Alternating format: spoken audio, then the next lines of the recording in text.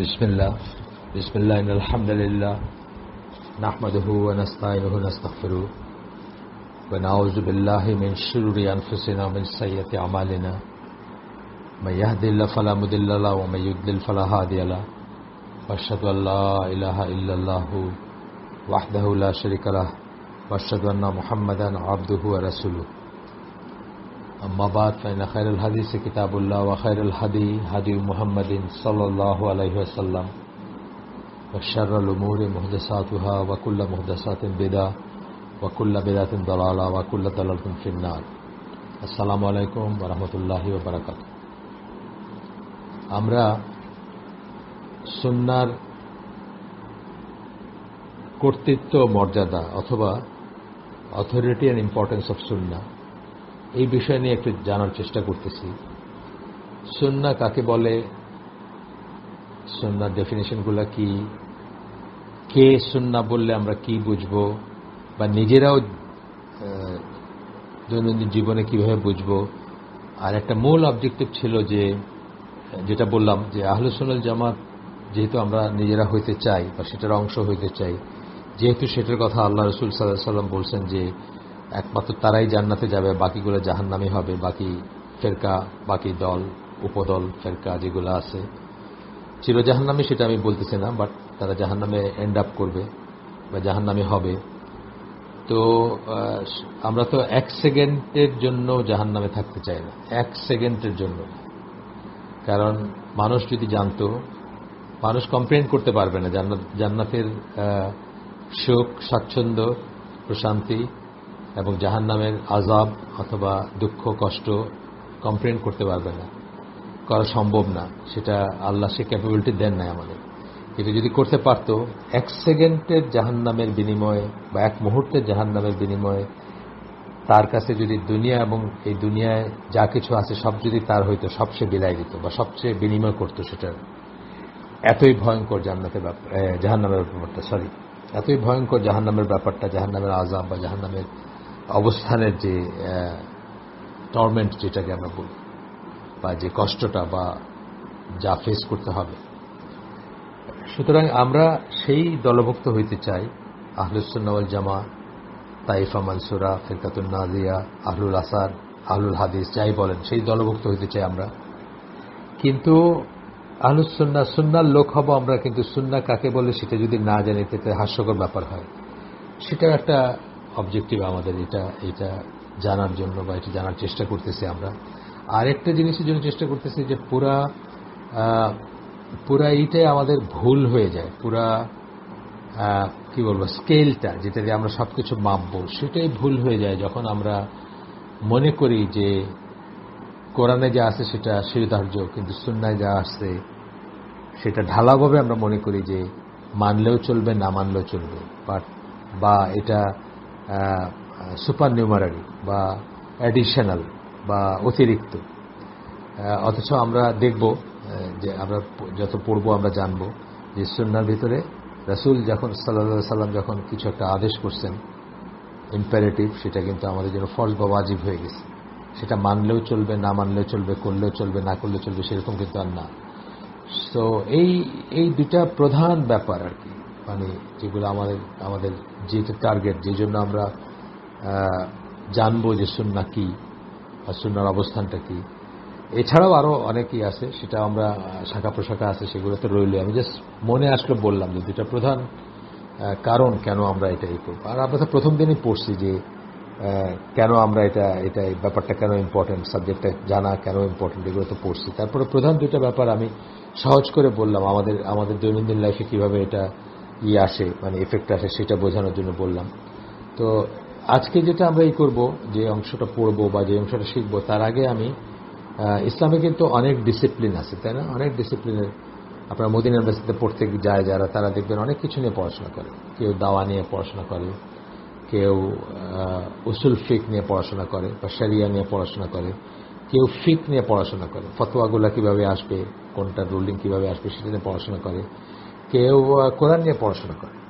কোরআন যারা পড়ে তারা ধরেন উলুমুল কোরআন পড়ে, বা আপনার তাফসীর কিভাবে আসবে, কোরআনের বিশদ ব্যাপার আছে পড়ার, কোরআনিক সায়েন্স বা এই নিয়ে পড়ে।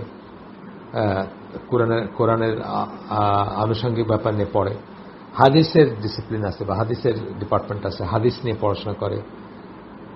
সো অনেক রকমের স্কলার হইতে পারে ইসলাম। তার ভিতর থেকে আমরা 4 শ্রেণীর স্কলাররা সুন্নাহ বলতে কি বোঝান সেটা শিখব ইনশাআল্লাহ। এই 4 শ্রেণীর স্কলার হচ্ছেন ফকিহ, মুহাদ্দিস, উসুলি এবং আকীদা বিশেষজ্ঞরা। আমরা বললাম যে অনেক ব্রাঞ্চ আছে, অনেক শ্রেণীর স্কলার হইতে পারতেন, তার ভিতর 4 শ্রেণীর স্কলার যারা সুন্নাহকে কি ভাবতেছেন বা কি মনে করে বলতেছেন সুন্নাহ কথাটা, সেটা আমাদের খুব ম্যাটার করে। তাদের সম্বন্ধে মানে তারা কি ভাবতেছেন বা তারা কি বলতেছেন, সুন্নাহ দিয়ে কি বোঝাচ্ছেন সেটা ম্যাটার করে। এই জন্য এই 4 শ্রেণীর স্কলারদের সম্বন্ধে আমরা একটু জানবো যে এরা কারা। প্রথমে হচ্ছে ফকিহ যারা, তাদের যে ফিক সেটার মূল বিবেচ্য বিষয়টা কি বা তাদের ফিল্ডটা কি, সাবজেক্টটা কি। ফকিহ হচ্ছেন কর্ম বা আমলের শ্রেণী বিভাগ অথবা মর্যাদা, তা ফরজ, ওয়াজিব, মুস্তাহাব অথবা মুবাহ যাই হোক না কেন, যে কোনো একটা কাজকে এটা করা কি ফরজ, এটা করা কি ওয়াজিব, এটা করা কি মুস্তাহাব, এটা করা কি মুবাহ, এটা কি হারাম, এটা কি মাকরু, এই ধরনের শ্রেণী বিভাগ যারা করেন, এটার উপর যারা এক্সপার্ট, যাদের কাছে আমরা যাই দৈনন্দিন জীবনে, খুব যাই যাদের কাছে, বেসিক্যালি আমরা কিন্তু ফকিহদের কাছে যাই। যদিও আমাদের আলেমরা সবাই যে একদম ফিকে স্পেশালাইজ সেটা না হইলেও আমরা যাদের কাছে যাই তারা এতই উচ্চ মর্যাদা সম্পন্ন বা এতই জ্ঞান আছে তাদের, আল্লাহ দিছেন, যে তারা একদম ফিকে স্পেশালাইজ না হইলেও আমরা যেসব দৈনন্দিন ফিকের জন্য যাই তাদের কাছে, সেগুলো তারা জানেন। একটু আগে আমি আবু বকর জাকারিয়া ভাইকে একটা জিনিস জিজ্ঞেস করলাম যে আপনার ইন্টার্নশিপ করবে একজন দিনী ভাই আমাদের, সুদী ব্যাংকে করতে পারবে কিনা, বিজনেসের বিবিএ বা এমবিএ কিছুর একটা হবে আর কি, বিজনেস পড়াশোনার। এখন সুদী ব্যাংকে করতে পারবে কিনা এবং সুদী ব্যাংক তাদেরকে পয়সাও দিবে, সেই পয়সা কি হালাল হবে না হারাম হবে ইত্যাদি আর কি। তো আবু বকর জাকারিয়া ভাইকে আমি রেডিলি মনে করলাম যে ওনার কাছে বললে হয়তো ফজরের পরের সময়টা, এই সময়টা যখন রেকর্ডিং করতেছি আমি, উনি হয়তো জেগে থাকবেন, হয়তো উত্তরটা দিবেন তাড়াতাড়ি। সত্যি উনি অলমোস্ট সাথে সাথে উত্তর দিলেন।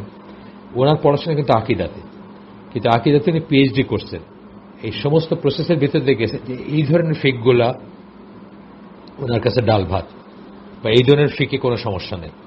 খুব জটিল কিছু হইলে হয়তো উনি 2 বার চিন্তা করবেন বা আর কার কাছে রেফার করবেন, কিন্তু এই ধরনের জিনিসগুলো ওনারা জানেন। যাই হোক, এটা জাস্ট অ্যাডিশনাল বললাম। এরপরে আসতেছে মুহাদ্দিস যাদেরকে আমরা বলি, তাদের ফিল্ডটা কি, তাদের কার্যক্ষেত্রটা কি বা কোন ক্ষেত্রে তারা কাজ করেন। রাসূল সাল্লাল্লাহু আলাইহি সাল্লামের জীবন সম্বন্ধে যে কোনো বর্ণনা,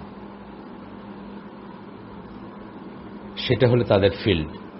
বর্ণনা, যে কোনো ধরনের বর্ণনা, কথার বর্ণনা, কাজের বর্ণনা, স্বভাবের বর্ণনা, আদতের বর্ণনা, যে কোনো কিছু। উদ্দেশ্য হচ্ছে কোন বর্ণনাগুলো সহি আর কোনগুলো সহি না সেটা নির্ধারণ করা। বর্ণনা যখন আসলো, হাদিসের স্কলারদের মেইন একটা কাজ হচ্ছে,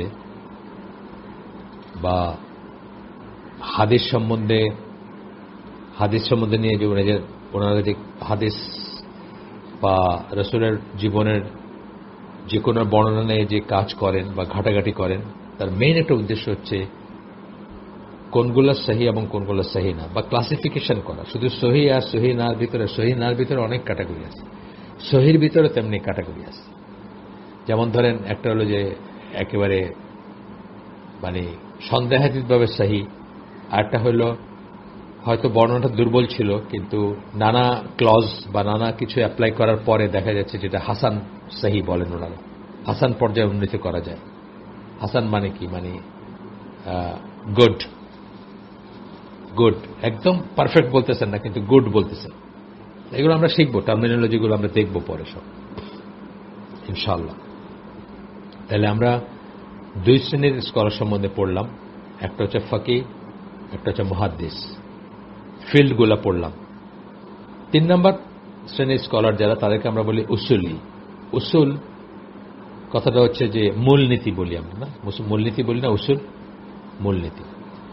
এদের ফিল্ডটা কি? এদের ফিল্ডটা হচ্ছে, মনে রাখতে পারবেন ইনশাআল্লাহ, জাস্ট একটু শব্দগুলোর সাথে থাকলে মনে রাখতে পারবেন, কারণ এগুলো বারবার আসবে, সেই জন্য আমি একটু আগে করে নিচ্ছি যে এরা কারা বা কি কি এদের ফিল্ডগুলো কি, সংক্ষেপে বলতেছি, তারপরে আবার বিস্তারিত যখন যাব তখন শুনবেন আর কি। উসুলি যারা, তাদেরই হচ্ছে ইসলামী আইনের ব্যাপারে কোন বিষয়টা দলিল। আপনি একটা আইন প্রণয়ন করবেন, ইসলামী আইন প্রণয়ন করবেন, এই যে আইনটা প্রণয়ন করবেন বা এই যে নিয়মটা করলেন, এটার দলিল হিসাবে যেখান থেকে দলিলটা নিতেছেন সেটাকে মানে দলিল হিসাবে নেওয়া যাবে কিনা, এটা ঠিক আছে কিনা, এই সমস্ত বিচার আচার করা। যে কোনো একটা কিছু তো মুখ দিয়ে বললেই হলো না, এগুলোর সবকিছুর কিন্তু ভিত্তি থাকতে হবে, ভিত্তি আছে। ভিত্তি ফিরে যাবে কোথায়? কোরআন সুন্নায়। আমরা যেহেতু সুন্নাহ নিয়ে আলোচনা করতেছি, সুতরাং সুন্নাহ আল্লাহ রাসূলের কোন কথাটাকে আইন হিসাবে করা যাবে, কোন কথাটাকে যাবে না, বা নিয়ম হিসাবে বা ল হিসাবে আল্লাহ রাসূলের কোন কথা, কোন কাজ বা কোন উদাহরণটা, কোন অ্যাকশনটা, কবে কোন ডিসিশনটা দিচ্ছেন, সেই ডিসিশনের উপর ভিত্তি করে পরবর্তীতে বলা হলো যে এটা ঠিক আছে, এটা ঠিক নেই, এই সমস্ত জিনিসগুলো যাদের গবেষণার বিষয়, তাদেরকে আমরা উসুলি বলি, সাবজেক্টটাকে উসুল ফিক বলি আমরা। এখানে একটা জিনিস আমরা পরে করব, পরে কথা বলবো, তারপরেও এটা নিয়ে পরেও কথা আসবে, তারপরেও বলে নিচ্ছি যে এনারা বা এই উসুল ফিক নিয়ে যারা কাজ করেন বা উসুলি যারা, তারা কিন্তু রাসূল সাল্লাল্লাহু আলাইহি ওয়াসাল্লামের নবুয়তের পরের অংশটাকেই শুধু কনসিডার করেন। নবুয়ত প্রাপ্তির আগে, অর্থাৎ 40 বছর বয়সের আগে ওনার লাইফে যে ঘটনাগুলো আছে, যে কথা আছে, যে কাজ আছে, ওগুলাকে কিন্তু তারা দলিল হিসাবে গ্রহণ করেন না।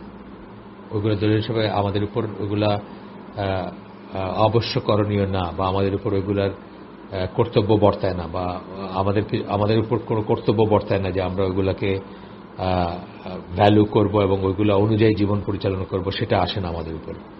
নবুয়তের পর থেকে যেটা, সেটাকেই কেবল আইন হিসাবেই করেন।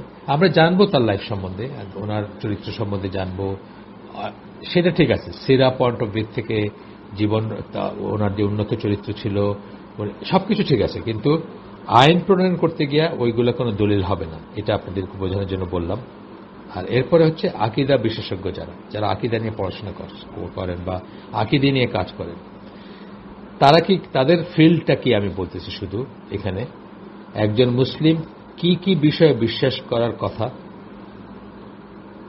তার সাথে সম্পৃক্ত বিষয়গুলো কি কি, যখনই বলতেছি কি কি বিষয়ে বিশ্বাস করার কথা, তার মানে কি কি বিষয়ে বিশ্বাস করবে না সেগুলো অটোমেটিক্যালি এসে যায়, কোনটা বিশ্বাস করব আর কোনটা করব না, এবং সেই বিশ্বাসটা কারেক্ট, কতটুকু কারেক্ট, সেটার ভিতরে ফ্ল আছে কিনা, সেটার ভিতরে ছোট্ট একটু মিশে যায়। যেমন আসমা ও সিফাত নিয়ে, বা ধরেন আল্লাহ আরশের উপরে আছেন, এই কথাটা নিয়ে মুসলমানদের ভিতরে, বা যারা আপনার কি বলে, যারা খুবই সহিহ মনে করি আমরা, বা সহিহ আকীদার মুসলিম, তাদের ভিতরে দেখবেন যে একটু শব্দের এদিক সেদিক হয়ে যাচ্ছে, যেটা কিন্তু আকীদা স্কলাররা টলারেট করেন না। তারা বলবেন না, এইভাবে বলা যাবে না।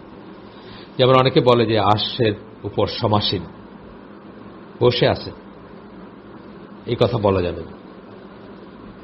আরশের সেন্সটা যদিও, আরশ, কুরসি এগুলার সেন্সটা যদিও দুনিয়াবি সেন্সে একটা বসার অবস্থান বা বসার জিনিস বা বসার জায়গা, পা রাখার জায়গা, কুরসি, ফুটস্টুল যেটাকে আমরা বলি, এই ধরনের কথাগুলো আসে যখন আরশ এবং কুরসি বলি আমরা।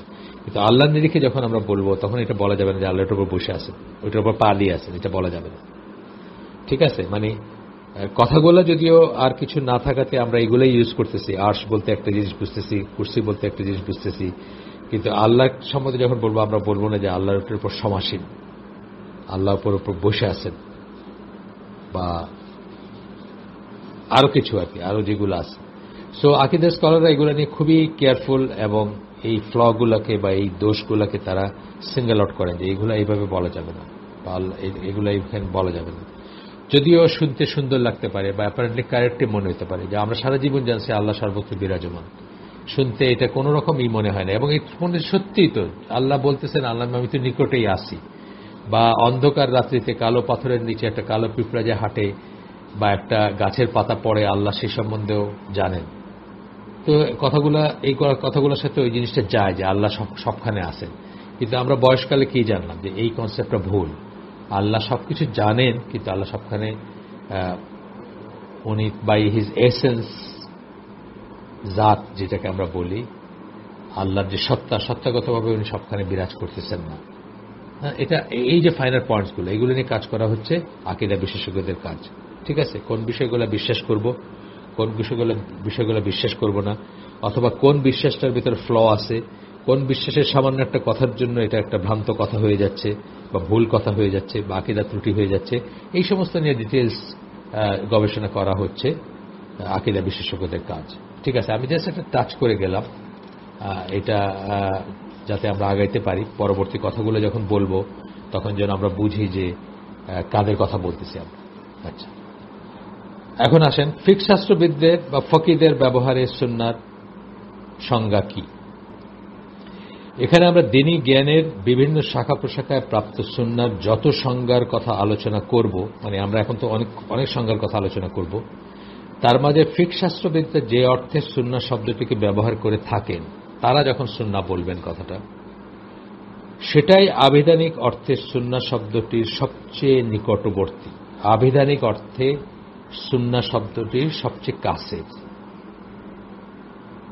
আবিধানিক অর্থে অর্থাৎ একটা অভিধান বা একটা ডিকশনারিতে গেলে আমরা সুন্নাহ শব্দটা যে অর্থ পাবো সেটার সবচেয়ে কাছে হচ্ছে ফিকহ শাস্ত্রবিদরা বা ফকিহ যারা, তারা যেভাবে সুন্নাহটাকে বলবেন, সুন্নাহ ব্যবহার করবেন কথাটা সেটা। তবে সুন্নাহ শব্দের এই ব্যবহার অর্থাৎ প্রশংসনীয় কর্মপদ্ধতি, এই অর্থের ব্যবহার আসলে বিভ্রান্তির এক উৎসে পরিণত হয়েছে। ঢালাওভাবে এই অর্থে ব্যবহার করার জন্যই কিন্তু অনেক বিভ্রান্তি আসে। আর আবিধানিক অর্থটা কি ছিল আপনাদের মনে আছে? এডওয়ার্ড উইলিয়াম লেনের ডিকশনারি থেকে আমরা পড়ছিলাম কাজকর্মের, আবার একটু বলি এইখানে হয়তো এই বলাটা কাজে লাগবে আপনাদের, কাজকর্মের বা আচরণের বা জীবনের একটা পথ, রাস্তা, নিয়ম, নীতি, সেটা ভালো হইতে পারে, খারাপও হইতে পারে, অনুমোদিত হইতে পারে, অননুমোদিত হইতে পারে। একটা পদ্ধতি যেটা পূর্ববর্তী প্রজন্মের লোকদের দ্বারা প্রতিষ্ঠিত হয়েছে, তারা যা প্রতিষ্ঠিত করতে চেয়েছে এবং পরবর্তী প্রজন্মের লোকেরা যা করার চেষ্টা করেছে, এই সব কথাগুলা সুন্নাহর আবিধানিক অর্থ। তিনি বলতেছেন যে ফকিরা যে এসেন্সে বলেন সেটা হচ্ছে সুন্নাহ শব্দের আবিধানিক অর্থের সবচেয়ে নিকটবর্তী, মানে এটা সবচেয়ে কাছের আইডিয়া। এবং এই ব্যবহার অর্থাৎ প্রশংসনীয় একটা কর্মপদ্ধতি হিসাবে তারা ব্যবহার করেন কথাটা, প্রশংসনীয় একটা পদ্ধতি হিসাবে, বা আমাদের দেশে প্রচলিতভাবে এইটাই সবচেয়ে ওয়াইডলি ব্যবহৃত একটাই সেন্স। এবং এইটা বলতেছেন যে বিভ্রান্তির একটা উৎস, আর এইটাকে আমরা ধরে নিয়ে যে এইটাই সুন্নাহর একমাত্র অর্থ, অথবা সুন্নাহ বলতে আমরা এইটাই বুঝবো, এটা ধরে নেওয়াটা একটা বিভ্রান্তির কারণ। সেই জন্য আমরা অনেক সময় অনেক পয়েন্ট মিস করি বা অনেক সময় অনেক কিছুর গুরুত্বটা বুঝি না।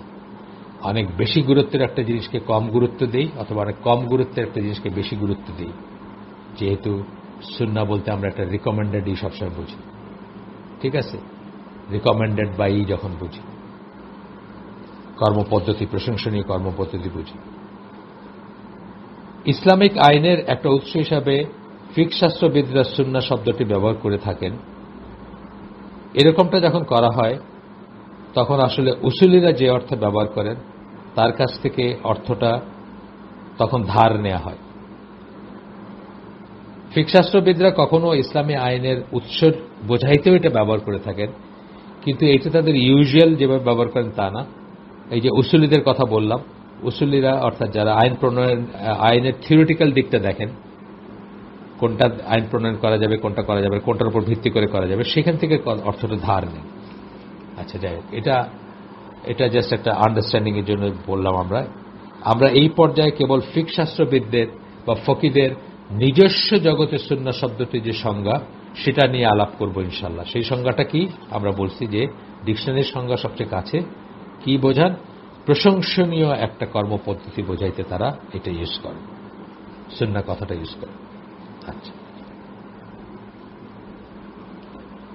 এরপরে আসতেছে যে বেশিরভাগ ক্ষেত্রে ফকি বা ফিকহ শাস্ত্রবিদ যারা কোন একটা নির্দিষ্ট কাজের ফতোয়া নিয়ে গবেষণা করে থাকেন। একটু আগে আমরা বলছি যে যখন আমরা ফকিদের কাছে আমরা কখন যাই, আমি এটা কি করব বলেন তো, আমার নামাজ, আমার তো এখন মনে হচ্ছে আমার নামাজটা হয় নাই, আমি কি আবার পড়বো, আবার রিপিট করব, ধরেন কথার কথা আমি বলব, তখন উনি আমাদের বলবেন না না এটা করার দরকার নেই, অথবা এটা করার দরকার আছে। যেমন ধরেন অনেক বয়সে আমি জানছি যে আপনার কাপড়ে যদি অপবিত্রতা লেগে থাকে, আপনি নামাজ পড়া শেষ দেখলেন যে আপনার কাপড়ে কাকের গু বা এই ধরনের কোনো জিনিস লেগে আছে যেটা নাপাক, এখন আপনি কি করবেন? আবার কি নামাজ পড়বেন নাকি আপনার নামাজ হয়ে গেছে? এই ব্যাপারটা ধরেন জানতে আমরা কার কাছে যাবো? একজন ফকি বা ফিকহ শাস্ত্রবিদের কাছে যাব। উনি আমাদেরকে বলবেন যে না এটা পড়ার দরকার নাই, কারণ ওনার গবেষণা আছে যেটার উপর ভিত্তি করে বলবেন যে পরিধেয়তে থাকলে আর সেটা যদি অজানা থাকে তাহলে সেটা আর রিপিট করার দরকার নেই নামাজ। কথার কথা আমি জাস্ট উদাহরণ দিলাম। এরপরে বলতেছেন যে সাধারণভাবে যে কোনো কাজকে নিম্নলিখিত 5টি শ্রেণীর একটাতে ফেলা যায় বা ফেলা হয়। 5টা শ্রেণী আমরা শুনি, এগুলো আমাদের জীবনে কাজে লাগবে, মনে রাখতে পারবো না হয়তো অত। একটা হলো অবশ্যকরণীয়, পছন্দনীয়, অনুমোদিত, অপছন্দনীয়, নিষিদ্ধ। 2টা এন্ডে কি আছে? ওয়াজিব বা ফরজ, এবং আরেকটা এন্ডে হচ্ছে হারাম বা নিষিদ্ধ। মাঝখানে কিন্তু একটা ওয়াইড এরিয়া আছে। পছন্দনীয়, যেটা করাটা খুব পছন্দ করি আমরা। আরেকটা হলো অনুমোদিত, মানে করাটা ঠিক আছে বা অনুমোদন আছে করাটা। আরেকটা কি অপছন্দনীয়, মাকরু, যেটাকে আমরা অনেক সময় বলে থাকি। অপছন্দনীয়, না করলে ভালো, করা ভালো না। যেমন ধরেন রাত জাগাটা, ধর কথার কথা, বা এই ধরনের আরো পাবেন যেটা অপছন্দনীয় কিন্তু এটা হারাম বলা যাবে না, মানে নিষিদ্ধ বলা যাবে না। আচ্ছা, এছাড়াও যে কোনো কাজ শুদ্ধ ও সিদ্ধ অথবা পরিত্যাজ্য অকার্যকর হতে পারে। মানে এই ক্লাসিফিকেশনের বাইরেও শুদ্ধ ও সিদ্ধ একটা ক্লাসের কাজ হইতে পারে। শুদ্ধ বললাম, সিদ্ধ বললাম, আরটা বললাম পরিত্যাজ্য ও অকার্যকর। এই শ্রেণী, এইভাবে শ্রেণী বিভাগ হইতে পারে। পছন্দনীয় কাজ বোঝাতে স্কলাররা অগণিত শব্দ ব্যবহার করে থাকে। আবার ওই 5টার ভিতরে যখন পছন্দনীয়টা বলতেছি, অর্থাৎ ওয়াজিব বা ফরজের পরের যে শ্রেণীটা, সেইখানে দেখবেন যে অনেক শব্দ ব্যবহার করতেছেন তারা এটা বলতে। তার ভিতরে যেমন আমি বলতেছি মান্দব, মুস্তাহাব, এই দুটা কথা বলা হয়, এইরকম শব্দ আছে।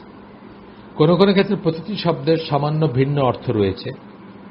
তবে নিঃসন্দেহে প্রশংসনীয় শ্রেণীর কর্মকাণ্ড বোঝাতে সবচেয়ে বেশি ব্যবহৃত অভিব্যক্তি একটি হচ্ছে সুন্নাহ, যেটা আমরা একটু আগে বলছি। আবার আসছে কি কথাটা, যে সুন্নাহ শব্দটি দিয়ে আমরা পছন্দনীয় বোঝাই বা বোঝাইতে চাই, বা সুন্নাহ শব্দটা বললেই ব্যাপারটাকে আমরা পছন্দনীয় মনে করি, এবং পছন্দনীয় বোঝাতে সবচেয়ে বেশি বা প্রশংসনীয় বোঝাতে, মানে কথাটা বাহবা দেওয়ার মতো বা ভালো একটা কাজ, এটা বোঝাইতে সবচেয়ে বেশি ব্যবহার করা হয় সুন্নাহ শব্দটা। সুতরাং উদাহরণস্বরূপ ফকিরা বলবেন যে ফজরের সালাতের আগে 2 রাকাত সালাত হচ্ছে সুন্নাহ। এর অর্থ হচ্ছে এই যে ওই 2 রাকাত সালাত ফরজ বা অবশ্যকরণীয় নয়, তথাপি তাদের মর্যাদা বা পুরস্কার এমন এক পর্যায়ের যে তা তাদেরকে নিছক অনুমোদিত কাজের চেয়ে অধিকতর মর্যাদা সম্পন্ন অবস্থান দেয়। জাস্ট অনুমোদিত না, হাইলি রিকমেন্ডেড বা করাটা উচিত। যেমন ফজরের সালাতের আগেরটা বলছেন, এটা যেমন ধরেন এটা কখনো কাউকে ছাড়তে দেখবেন না ইউজুয়ালি, অথচ কিন্তু এটা ফরজ পর্যায়ের না।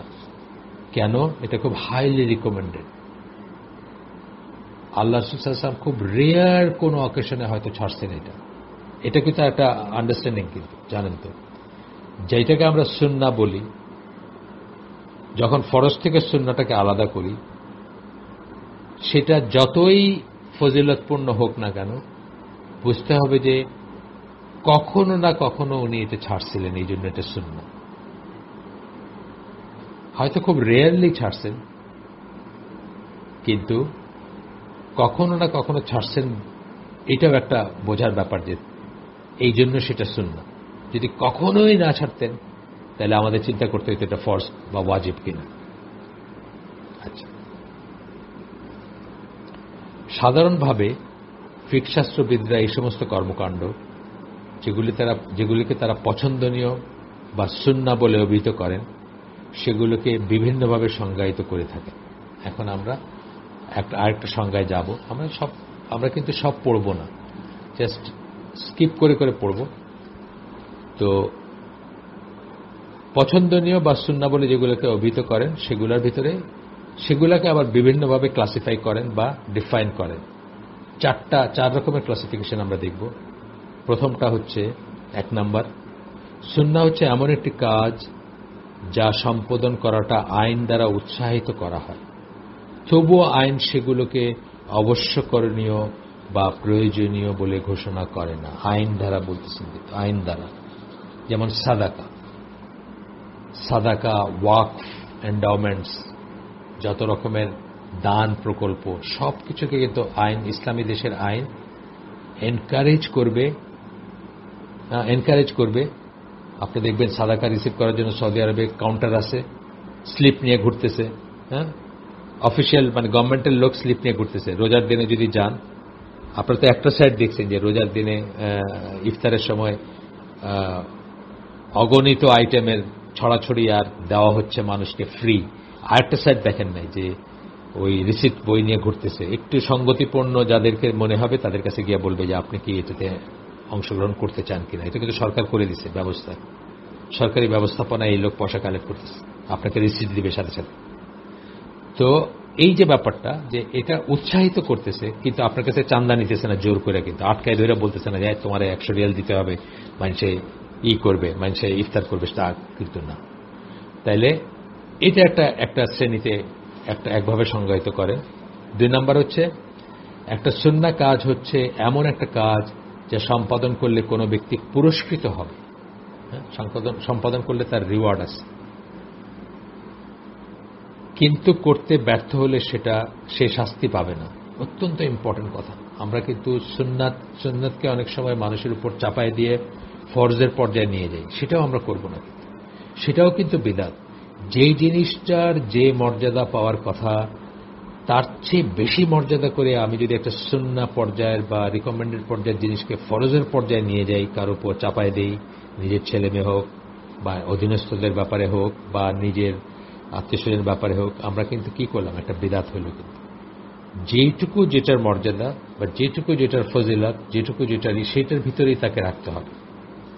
এই জন্য এটা জানাটা ইম্পর্টেন্ট, যেটা এখন বললেন, যে কোনো ব্যক্তি পুরস্কৃত হবে কিন্তু যা করতে ব্যর্থ হলে সে শাস্তি পাবে না। অথবা অন্য কথায় বলতে গেলে, সে যদি কাজটা না করে সেই জন্য তাকে দোষারোপ বা নিন্দা করা যাবে না। এটাও কিন্তু একটা ব্যাপার। আমাদের মসজিদগুলোতে দেখবেন, যখন আমার পাড়ার মসজিদে আমি দেখি, যখন একটা লোকের কাজ আছে, বিশেষ করে স্টুডেন্টদের আমরা দেখি, আমাদের এখানে অনেক কোচিং সেন্টার আছে, বাচ্চা ছেলেরা ধরেন ম্যাট্রিক বা ইন্টারমিডিয়েট টিচারের কাছে পড়তে আসছে, ইউনিভার্সিটিতে ভর্তি পরীক্ষা, অনেক কিছু আছে, অনেক কোচিং সেন্টার আমাদের চারিদিকে, টিচার পড়লে এটা আমাদের বলতে পারে। তো তারা হয়তো খুব তাড়াহুড়োর ভিতরে এসে মাগরিবের নামাজটা পড়তেছে, পড়ে হয়তো তারা বের হওয়ার চেষ্টা করতেছে। দেখবে যে কিরকম শ্যান দৃষ্টিতে তাকাবে মানুষ এবং কটু কথাও বলবে যে কেন নামাজ পড়তে আসে, এতই যদি তাড়াতাড়ি নামাজ পড়তে আসার কি দরকার। অথচ সে কিন্তু কারেক্ট কাজটা করতেছে, কারণ যেই নামাজটা পড়ছে সে জামাতে, সেটা তার উপর ফরজ, সেটা তার উপর ওয়াজিব। আর যেটা সে না পড়ে চলে যাচ্ছে, এটার জন্য তাকে দোষারোপ করা যাবে না, নিন্দা করা যাবে। আর যে নিন্দা করলো সে গুনাহগার হলো নিজে, এবং সেটা বিদআতে যুক্ত হলো, যে সে অতিরিক্ত ইম্পর্টেন্স দিল যেটুকু ইম্পর্টেন্স পাওয়ার তার চেয়ে। উত্তর আফ্রিকার মালিকি ও হাম্বলীদের মাঝে এটা হচ্ছে সুন্নার একটা বহুল প্রচলিত সংজ্ঞা। এই সংজ্ঞাটা সুন্নার উত্তর আফ্রিকার মালিকি এবং হাম্বলীরা এইভাবে সুন্নাহ যখন বলবেন তখন এটা বোঝাবেন যে পুরস্কৃত হবে, না করলে তারে কিছু বলা যাবে না, কি করা যাবে না। বাট এটা ভুল যে আমরা তা বলতেছি না, বাট এটাও আরেকভাবে বলা, এটা অবশ্যই ঠিক, কিন্তু এটা একভাবে বলা আর কি, মানে একটা আঙ্গিক বা একটা সাইড নিয়ে বলা। প্রথমটা সেটা ডিফারেন্ট না। প্রথমটাতে কি বললাম আমরা, যে যেটা উৎসাহিত করা হয়, সাদাকা দিয়ে উদাহরণ দিলাম, সেটা হচ্ছে একটু ডিফারেন্ট না, এটা একটু ডিফারেন্ট ভাবে বলা হয়েছে, কিন্তু কথাটার ভিতর কন্ট্রাডিকশন নেই, দুটোর ভিতর বিরোধ নাই কোনো। 3 নাম্বারটা হচ্ছে সুন্নাহ কাজ হচ্ছে এমন একটা কাজ যা সম্পাদন করতে কাউকে অনুরোধ করা হয় কিন্তু জোর দিয়ে বলা হয় না। এই আরেকভাবে বলা হচ্ছে এটা কথা, অনুরোধ করতেছে কিন্তু জোর দিয়ে বলা হয় না। যেমন ধরেন সাদাকার যে উদাহরণটা দিছি, ওই লোকটা এসে আপনাকে জিজ্ঞেস করবে, আপনাকে দেখছে যে আপনি নিজের জন্য ইফতার কিনছেন, তার মানে আপনি ওই গণ ইফতার খাবেন না, বা আপনার সঙ্গতি আছে, আল্লাহ আপনাকে সঙ্গতি দিচ্ছেন। তো সে এসে আপনাকে রিকোয়েস্ট করবে, বলবে যে আপনি কি কিছু শরিক হবেন এই অ্যারেঞ্জমেন্টে, রিকোয়েস্ট করলো আপনাকে, কিন্তু আপনাকে জোর দিতেছেন, পিছে পিছে আবার ইনসিস্ট করতেছেন, আবার করতেছেন। পূর্বাঞ্চলীয় উত্তর আফ্রিকা ছাড়া বাকি অঞ্চলের কথা বলতেছেন। মালিকি এবং শাফিঈদের মাঝে সুন্নাহর এই সংজ্ঞা প্রচলিত, জোর করা হবে না কিন্তু রিকোয়েস্ট করা হইতে পারে, যে কাজটা, যে দিনের কাজটা, যে সওয়াবের কাজটা, যে আল্লাহর নৈকট্য লাভের কাজটা, সেটা। 4 নাম্বার, একটা সুন্নাহ কাজ হচ্ছে এমন একটা কাজ যা রাসূল সাল্লাল্লাহু আলাইহি সাল্লাম লাগাতারভাবে সম্পাদন করেছেন, যদিও কখনো কখনো তিনি দৃশ্যত কোনো কারণ ছাড়াই সেগুলো করা থেকে বিরত থেকেছেন। এই কথাটা কিন্তু আমরা একটু আগে বলছি, তাই না? ফজরের সুন্নাহ সালাতের কথা গিয়ে বলছি যে লাগাতারভাবে, মানে খুবই ফজরেরটা বিশেষ করে কেন বললাম যে ফজরেরটা অলমোস্ট কখনো ছাড়েন নাই বললেই চলে, কিন্তু তথাপি ছাড়ছেন, হ্যাঁ, লাগাতারভাবে করছেন, তথাপি ছাড়ছেন। হানাফিরা এই সংজ্ঞাটি দিয়ে থাকেন, যদিও হানাফিরা এই সংজ্ঞাটা দিয়ে থাকেন। হানাফিরা অবশ্য এই শ্রেণীর সুন্নাহকে সুন্নাতে গায়ের মুআক্কাদা বলেন। হানাফিদের আবার সুন্নাহ ডেফিনেশনটা একটু অন্য, এবং হানাফিরা সুন্নাহ সম্বন্ধে কনসেপ্টটা একটু ডিফারেন্ট। একটা জায়গায় কনসেপ্টটা আলোচনা জামার সাথে মিলে না, সেটা হচ্ছে যে সুন্নাত মুআক্কাদা যেগুলোকে বলেন সেগুলা ছেড়ে দিলে কেউ গুনাহগার হবে, এই কনসেপ্টটা কিন্তু ঠিক না। তার কারণ আমরা আগে বলছি, আপনাদেরকে অন্য আলোচনায় বলছি যে আহলে সুন্নাত জামা কি করে, সমস্ত ইবাদতকে 2 ভাগে ভাগ করে, ফরজ এবং নন ফরজ। নন ফরজ ইবাদতের জন্য কেউ যদি ছেড়ে দেয়, ডিনাই করা একটা জিনিস আর ছাড়া একটা জিনিস। ডিনাই করা, সে অস্বীকার করলো যে আমি কোন সুন্নাহ মানি না, সে তো গুনাহগার, সে এটা অনেক বড় গুনাহগার, সেটা অন্য জিনিস। কিন্তু একটা সুন্নাহ সে ছেড়ে দিল, মুআক্কাদা শ্রেণীর সুন্নাহ সে ছেড়ে দিল, কোরবানি করলো না, একবার মাগরিবের সালাতের পরে 2 রাকাত সুন্নত সালাত পড়লো না, যেটা যে বাচ্চা ছেলেদের উদাহরণ দিলাম আমি, আহলে সুন্নাত জামাত তাদেরকে গুনাহগার বলবে না। অলটুগেদার যদি সুন্নাহ অস্বীকার করে, সেটা আরেকটা ক্যাটাগরি। তাহলে 4 শ্রেণীর পাইলাম আমরা, 4 শ্রেণীর আপনার সংজ্ঞা পাইলাম, যেটা সবকটাই ফিকহ শাস্ত্রবিদদেরই, যেটা পছন্দনীয় কাজগুলাকে বলতে গিয়ে সুন্নাহ যখন বলা হয়, তখনও আবার 4 ভাবে এটাকে বলা হয়, বা 4 শ্রেণীর মানুষ 4 ভাবে বলেন, বা 4 অঞ্চলের মানুষ 4 ভাবে বলেন, যদিও এগুলোর ভিতরে কন্ট্রাডিকশন নাই। আগেই বললাম যে এগুলোর ভিতরে কোনো কন্ট্রাডিকশন নেই এবং সবকটাই ঠিক আছে। তো আমরা দেখি আমাদের কত সময় গেল, আজকে কতক্ষণ, আর না আমরা এখানে আজকে শেষ করে দিব, তাড়াহুড়ার কিছু নাই। আমরা আগেই বলছি যে আমরা দৌড়াবো না, আমরা একটু একটু করে শিখব। আর এইগুলো সব মনে রাখতে হবে তা না, যেগুলো ইম্পর্টেন্ট, যেগুলোর জন্য আমাদের একটা অবশ্য করণীয় কাজকে আমরা কখনো ছেড়ে দিতে পারি সুন্নাহ মনে করে, অথবা একটা লেস ইম্পর্টেন্ট কাজকে সুন্নাহ বলা হয় দেখে আমরা মানে জীবন বিসর্জন দিতে পারি সেটার জন্য, বা অনেক অসুবিধা নিজের উপর নিয়ে নিলাম, সেগুলোর থেকে যেন আমরা মুক্ত হইতে পারি। সেটাই কিন্তু আমাদের মেইন উদ্দেশ্য সুন্নাহ নিয়ে এত কথা বলার, যেন আমরা প্রপার পার্সপেক্টিভে এগুলোকে ফেলতে পারি এবং সঠিকভাবে দিন পালন করতে পারি এবং আহলুস সুন্নাহ ওয়াল জামা বা তাইফা মানসুরা বা ফিরকাতুন নাজিয়া যাদের ভিতর আমরা অন্তর্ভুক্ত হইতে চাই, সেটার ভিতরে অন্তর্ভুক্ত হইতে চাইলে সুন্নাহর মিনিংটা অবশ্যই আমাদের জানতে হবে, সেটাও একটা অবজেক্টিভ জানার। এবং আপনার আগে কোরআন পরে সুন্নাহ, এই সমস্ত কথার ভ্রান্তির জন্য আমরা জীবনের অনেক ইম্পর্টেন্ট জিনিস ভুল বুঝতে পারি বা মিস করতে পারি, সেগুলো থেকে যেন আমরা রক্ষা পাই বা সেগুলো থেকে যেন আল্লাহ আমাদের রক্ষা করেন, সেই জন্য আমাদের এই জ্ঞান অর্জনটা প্রয়োজন। আমরা আজকে শেষ করে দিই। সুবহানাকাল্লাহুম্মা বিহামদিকা আশহাদু আল্লা ইলাহা ইল্লা আনতা আস্তাগফিরুকা ওয়া আতুবু ইলাইক। আমরা যা শুনলাম তার ভিতর ভালো কিছু শুনে থাকলে সমস্ত প্রশংসা আল্লাহর, খারাপ কিছু শুনে থাকলে সমস্ত ব্যর্থতা আমার এবং সেটা শয়তানের তরফ থেকে। যা ভালো শুনলাম আল্লাহ আমাদেরকে তৌফিক দেন তার উপর আমল করার। আসসালামু আলাইকুম ওয়া রাহমাতুল্লাহি ওয়া বারাকাতুহু।